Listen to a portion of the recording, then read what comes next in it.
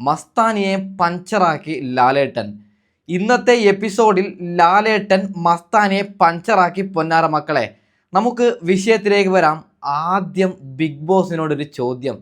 മസ്താനി എന്താ big boss, എവിടെ നിന്ന് കിട്ടി ഇങ്ങനെയും വേസ്റ്റ് സാധനത്തിന്? നിങ്ങൾക്ക് ആൾക്കാരെ സെലക്ട് ചെയ്യുമ്പോൾ ഇത്തിരിയെങ്കിലും ചിന്തിച്ചൂടെ? ഇത്രയധികം വേസ്റ്റുകളെ എന്തിനാണ് നിങ്ങൾ കൊണ്ടുവരുന്നത്? നിങ്ങളുടെ ഷോയുടെ ഒരു വിലയാണ് ഇല്ലാതാവുന്നത്. മസ്താനി കാരണം എത്ര പേരാണ് ബിഗ് ബോസ് കാണുന്നത് നിർത്തിയതെന്ന് നിങ്ങൾക്കറിയോ? ഒന്ന് അനുമോളുടെ കാര്യത്തിലേക്ക് ഞാൻ വരാം. ഓക്കെ, മസ്താനി എന്ന് പറഞ്ഞാൽ വെറും ലോക വേസ്റ്റാണ്. അതിനൊക്കെ ബിഗ് ബോസിലേക്ക് എന്തിനു കൊണ്ടുവന്നു എന്ന് എനിക്കറിയില്ല. ഇന്നലെ അപ്പാനി ശരത്ത് പുറത്തായപ്പോൾ എനിക്ക് അവളെ ഓർക്കുമ്പോൾ ചിരി വരികയാണ്. വന്നിട്ട് ഒരാഴ്ച ആയതേ ഉള്ളൂ. അപ്പാനി ശരത്ത് പുറത്തായപ്പോൾ ക്യാമറ നോക്കി പറയുകയാണ്, നന്ദിയുണ്ട് കേരള സമൂഹമേ, നന്ദിയുണ്ട് ഇവനെ പുറത്താക്കിയതെന്ന് പറഞ്ഞിട്ട്. ഇവൾ വന്നിട്ടെത്ര ഒരാഴ്ചയല്ലേ ആയതേ ഉള്ളൂ. ഒരു കാര്യം പറയുകയാണ്, മോളെ മസ്താനി, നീ ഈ ആഴ്ച എവിക്ഷൻ, അതായത് നോമിനേഷൻ ലിസ്റ്റിൽ നീ ഉണ്ടെങ്കിൽ ഉറപ്പായിട്ടും പെട്ടി പാക്കാക്കി വെച്ചോ, നീ പുറത്താണ്. ഓക്കെ, നിന്നെപ്പോലെയുള്ള വേസ്റ്റുകളെ ബിഗ് ബോസിലേക്ക് കയറ്റിയത് അവരുടെ ഒരു മണ്ടത്തരം. പക്ഷേ മലയാളികളായ ഞങ്ങൾക്ക് ഒരു തെറ്റും ഇനി സംഭവിക്കൂല. ഓക്കെ, നിന്നെയൊക്കെ ഞങ്ങൾ പുറത്താക്കും, അതുറപ്പാണ്. പൊന്നുമക്കളെ, ബിഗ് ബോസിൽ പോയി അവിടെ കുടുംബം തോണ്ടുകയാണ് ഇവൾ. എല്ലാവരുടെയും കുടുംബം കലക്കുകയാണ് ഈ മസ്താനി. ഇവളുടെ ചരിത്രം ഞാൻ പറയുന്നില്ല, അവളൊരു പെണ്ണായത് കൊണ്ട്. ഇവൾ എങ്ങനെയുള്ള സ്ത്രീ എന്ന് ഞാൻ പറയുന്നില്ല. നിങ്ങൾക്ക് മസ്താനിയുടെ ലൈഫ് സ്റ്റോറി അങ്ങനെ യൂട്യൂബിൽ സെർച്ച് ചെയ്താൽ അവരുടെ ലൈഫ് സ്റ്റോറി നിങ്ങൾക്ക് കാണാൻ പറ്റും. ഞാനൊന്നും പറയുന്നില്ല, പറഞ്ഞാൽ കൂടിപ്പോവും. ഓക്കെ, ഇവളാണ് അവിടെ കുടുംബം കലക്കാൻ പോകുന്നത്. നാണവും മാനവും ഇല്ലാത്തവൾ. ഇന്നലെ അപ്പാനി ശരത്ത് പുറത്തായപ്പോൾ എല്ലാവരും സങ്കടം. അക്ബറൊക്കെ നല്ല രീതിയിൽ ഫീലായിരിക്കുമ്പോൾ ഇവളുടെ കള്ളച്ചിരി. ആ സമയത്ത് കർണത്തേക്ക് ഒന്ന് കൊടുത്തിട്ട് അവിടെ നിന്ന് അങ്ങനെ ഞാനായിരുന്നെങ്കിൽ അങ്ങനെ ചെയ്യുമായിരുന്നു. അതായത് കേരള സമൂഹമേ നന്ദിയുണ്ട് എന്നൊക്കെ പറഞ്ഞ് ഇവൾ ആരാ? ഇവൾ നാളെ ഇന്റർവ്യൂ ചെയ്തെന്ന് വെച്ചിട്ട് ഇവൾ വലിയ സംഭവമാണോ? ഇവളൊക്കെ അതിൻ്റെ അകത്തേക്ക് കൊണ്ടുപോയ ബിഗ് ബോസിന് വേണം 2 എണ്ണം കൊടുക്കാൻ. ഒരു കാര്യം പറയുകയാണ് പൊന്നാര മക്കളെ, അനുമോൾ ദ ഫേക്ക് ഗെയിമർ, ഞാൻ അങ്ങനെ പറയും. ബിഗ് ബോസ് സീസൺ 7 വെച്ച് ഏറ്റവും ഫേക്ക് ആയിട്ടുള്ള ഒരു ഗെയിമർ ആരാണെന്ന് ചോദിച്ചു കഴിഞ്ഞാൽ അത് അനുമോളാണ്. ഓക്കെ, കള്ളക്കരച്ചിൽ, ഇതൊക്കെ അനുമോളുടെ കാർഡാണ്.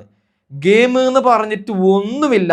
ഗിസയിലും ആര്യനും കിസ് അടിച്ചു, പരസ്പരം സെക്സ് ചെയ്തു എന്ന് പറഞ്ഞ് ഒരാഴ്ച കണ്ടന്റ് ഉണ്ടാക്കി. നാണവും മാനവും ഇല്ലാത്തവൾ.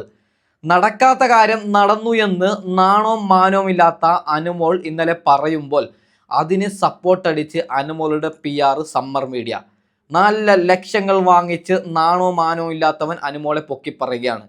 എന്തിനാണ്? കളിച്ച് വിജയിക്കണം നിങ്ങൾ. ഒരു കാര്യം പറയുകയാണ്, ബിഗ് ബോസ് സീസൺ 7 എല്ലാ കണ്ടസ്റ്റൻറ്റിൻ്റെ കാര്യം ഞാൻ പറയുകയാണ്.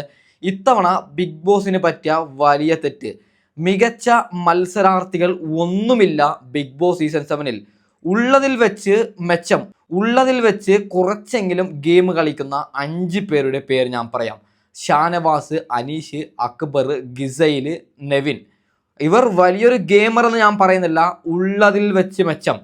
നമുക്കൊക്കെ അറിയാം സീസൺ 6 സീസൺ 5 സീസൺ 6 അഖിൽ മാരാറൊക്കെ, അതായത് അഖിൽ മാരാറിനൊക്കെ ശക്തമായ എതിരാളികൾ ഉണ്ടായിരുന്നു എന്നതാണ് സത്യം. ജിൻഡോ, ജാസ്മിൻ, ഗബ്രി ഒക്കെ എന്തുമാത്രം കോണ്ടന്റാണ് ക്രിയേറ്റ് ചെയ്തത്.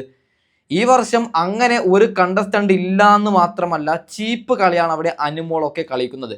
അതിനെ പൊക്കി പറയാൻ ചില ആൾക്കാരും. വൈൽഡ് കാർഡ്, വലിയൊരു മഹാന്മാരായ 5 പേരാണ് വൈൽഡ് കാർഡായി എത്തിയത്. ജിസിന്, അതായത് പ്രവീണ്, സാബുമോന്, ലക്ഷ്മി, അതിനുശേഷം മസ്താനി.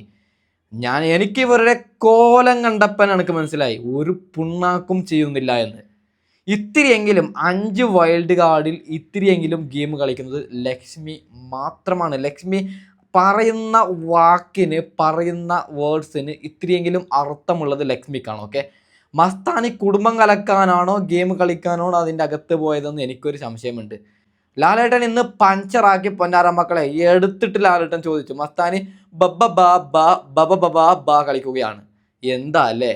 ആദിലാനൂറക്ക് പ്രത്യേകിച്ചിട്ട് ഒരു ഗെയിമും അവിടെ ഇല്ല.